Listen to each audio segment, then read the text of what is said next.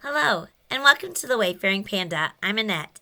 I want to apologize because my voice is a little hoarse due to allergies and being outside quite a bit, but it's not getting any better, so I'm just going to push through the voice over.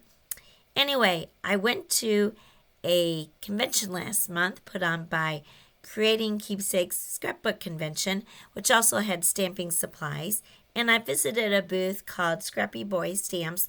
I got several of their products. They had a lot of neat ones, but I mostly got ones that kind of on the superhero theme because I do teach preschool, and of course a lot of my little friends love superheroes. So I thought I'd do a series called Superhero Saturdays, where I'll show you different ways to make superhero cards with these cute stamps that I got.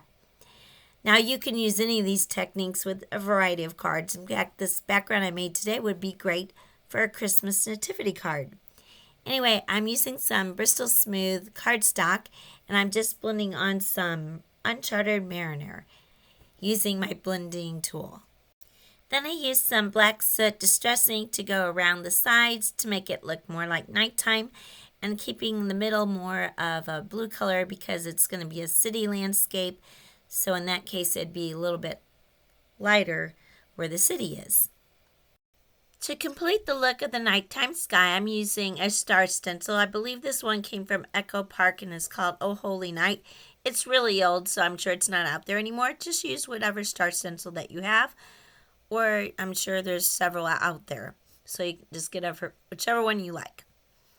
And I'm using some Glacier paste from Nuvo, and it's their silver one. And I'm using a Nuvo spatula. I kind of quit buying the Nuvo paste because those harden up all the time. I do keep the press and seal on this, but I've had this for years and it's still good. Next, I'm going to make a city scene using a stencil that I got from the Scrappy Boy Stamps. And this one is called Champions Comic Builder. It has different parts to the stencil to make backgrounds. So the one I'm using, it has little lights to put on the buildings, and then it has kind of the cityscape of the buildings.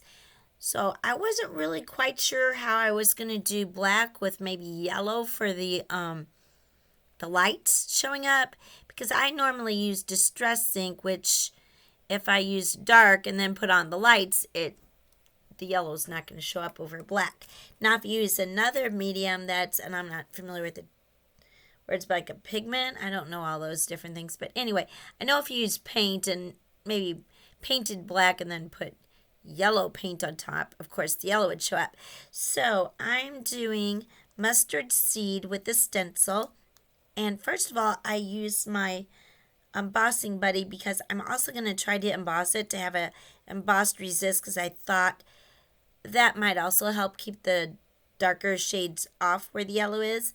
I also tried to use my Lawn Fawn glow in the dark powder, but it really didn't end up glowing in the dark. And I know from past experience, the glow in the dark works best if you use like a VersaMark and have it clear than if you use a color. Also, these windows are really small, so that I think that may be part of it, because it probably didn't get too much of the embossing powder on there. So if you want to do the embossed resist technique, you could use the clear embossing powder. I think that might be better. Or if you wanted to use a color like white or yellow embossing powder, I know there's white embossing powder, but whether there's yellow, I don't know. But that would work. Otherwise, you might be able to use Distress Oxide because that's more pigmented, and then put on yellow over a darker color. That would be another thing that you could try.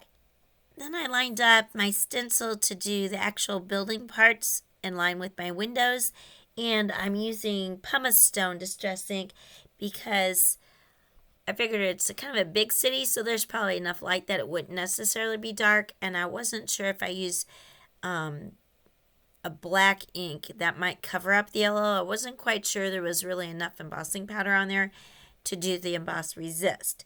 I started off using the original foam pad that came with these blending tools, but it was not working too well, so I threw it away, and I'm gradually replacing them with the foam domes.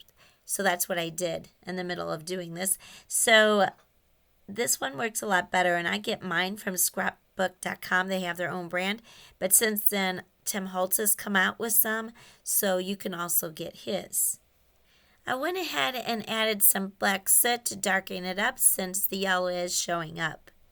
I use a paper towel to wipe off the windows to remove any of the black ink that may be resistant to the embossing powder.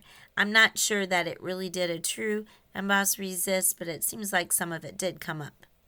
I stenciled the city landscape on a piece of Bristol smooth cardstock that I had also cut out with my Lawn Fawn stitch rectangle die, so that when I cut this out that I can line it up with the other panel I made, and that way I'll have the stitched edge all the way around. And I'm just cutting these out with my Fiskars. They're kind of spring-loaded scissors. I really love these for fussy cutting.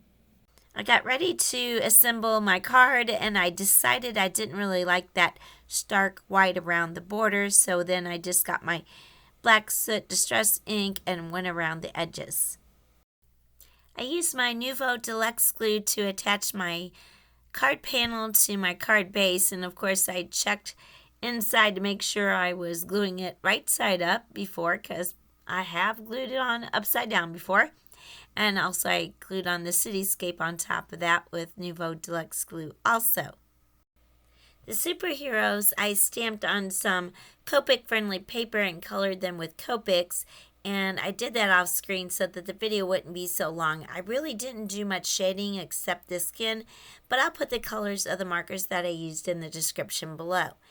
The character on the left came from the You're My Hero stamp set, and of course I colored it mostly in grays and some yellow to look like Batman. And then I wanted to do Robin, and there wasn't really a character like that, so both of the stamp sets I got had somebody that looks like kind of like Superman. The one's flying, so obviously that would be a flying superhero. So there was one with him just standing with a cape, so I colored that and the colors that Robin would be. And then I just added a mask.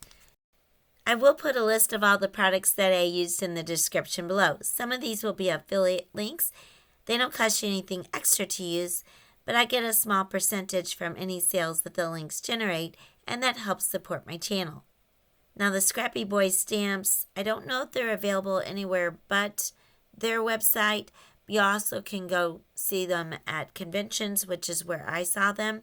And I know when I went to the convention, they had some kind of sale. I think it was 15-20% off. Maybe you had to buy so much to get so much off.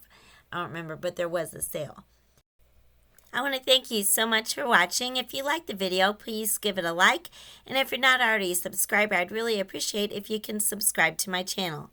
That helps my channel grow and also gets it out there so more people can find my channel. And also it notifies you of any upcoming videos. I am going to be making the superhero video series, and I'll put those on Saturdays. I know I already filmed another one, which will be an interactive card. So if you subscribe, you won't miss those videos. I want to thank you again for watching my video, and I hope everyone has a fantastic day.